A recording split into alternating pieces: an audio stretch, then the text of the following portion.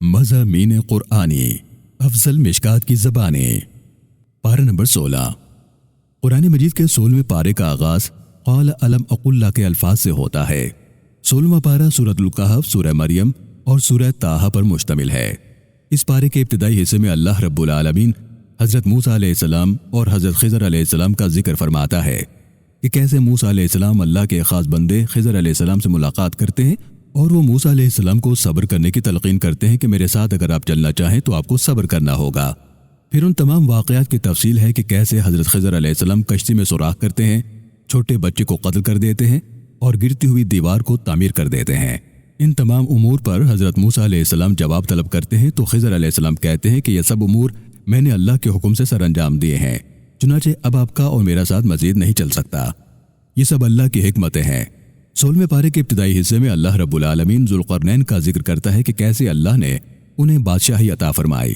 ذوالقرنین پہلے دنیا کے مغربی کنارے پہنچ جاتا ہے جہاں سورج غروب ہوتا ہے، پھر وہ دنیا کے مشرقی کنارے پہنچ جاتا ہے جہاں سورج طلوع ہوتا ہے۔ ان دونوں مقامات پر ذوالقرنین اللہ کا ذکر بلند کرتا ہے۔ اپنے سفر کے تیسرے حصے میں وہ ایسے دو پہاڑوں کے درمیان پہنچتا ہے جہاں کے لوگ ایک ایسی قوم سے پریشان ہوتے ہیں جنہیں یاجوج ماجوج کہتے ہیں۔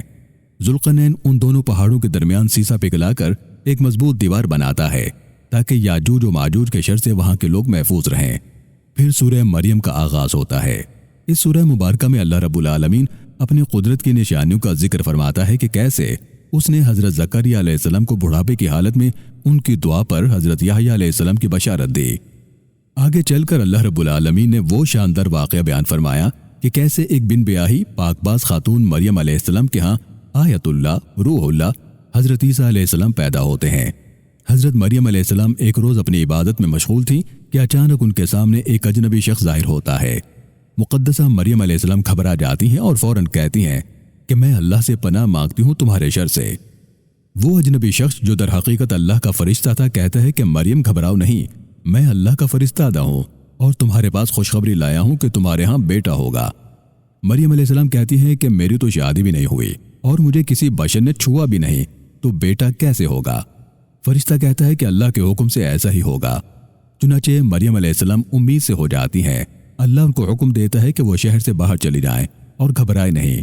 کچھ ہی عرصے میں مریم علیہ السلام کے ہاں سیدنا عیسیٰ علیہ السلام پیدا ہوتے ہیں اور وہ انہیں لے کر واپس آتی ہیں۔ لوگ تان و تشنیع کرتے ہیں کہ اے مریم، یہ بچہ کہاں سے آیا؟ مریم بچے کی طرف اشارہ کرتی ہیں اور جناب عیسیٰ پکار اٹھتے ہیں کہ لوگو میری ماں پر الزام تراشی نہ کرو، میں اللہ کا بندہ ہوں اور مجھے نبوت و کتاب عطا کی گئی ہے۔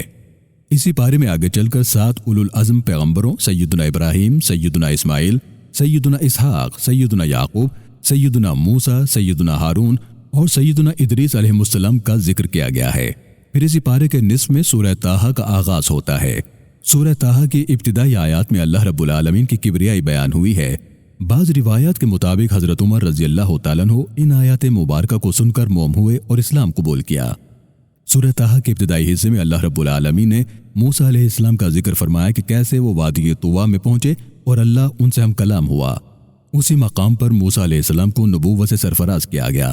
ہارون علیہ السلام کو آپ کا معاون بنایا گیا۔ موسیٰ علیہ السلام نے پروردگار سے دعا کی کہ الہی میرا سینہ کھول دے، میرے کام کو آسان فرما دے اور میری زبان کی گرہ کھول دے۔ اللہ رب العالمین نے آپ کو 2 معجزے عطا فرمائے، یعنی عصا کا اژدہا بن جانا اور ہاتھ کا روشن ہو جانا۔ اسی پارے کے آخری حصے میں موسیٰ و فرعون کا قصہ تفصیل سے بیان کیا گیا ہے۔